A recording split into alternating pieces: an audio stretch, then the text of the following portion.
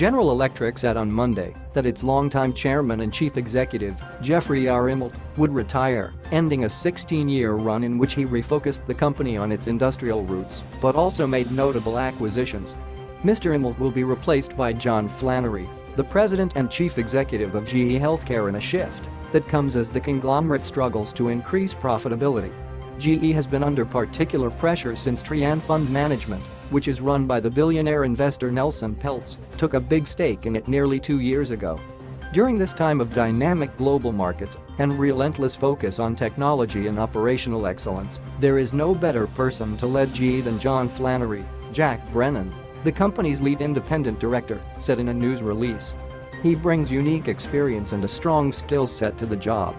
Mr. Flannery, 55, will become chief executive of GE on August 1st.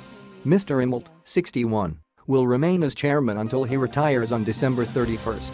Mr. Flannery will then add the role of chairman on January 1, 2018. GE also said that Jeff Bornstein, its chief financial officer, would be promoted to vice chairman.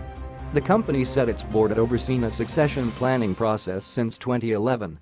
The announcement caps a long career for Mr. Immelt, who joined the company in 1982 and who has navigated several crises during his tenure as GE's top executive. He replaced Jack Welch, GE's legendary chairman and chief executive, just days after the September 11, 2001 terrorist attacks in the United States. Mr. Immelt also steered GE through the global financial crisis and oversaw the sale of the bulk of its sprawling finance arm, GE Capital. Though focused on its industrial businesses, GE has retained some financing operations related directly to those businesses. GE has not shied away from making headline-grabbing moves during Mr. Immelt's tenure. 3 years ago, the American company made a $13.5 billion deal to take over the power business of the French giant Alstom. The move was part of efforts to extend GE's reach in providing electrical utilities with generating equipment and power grid distribution systems.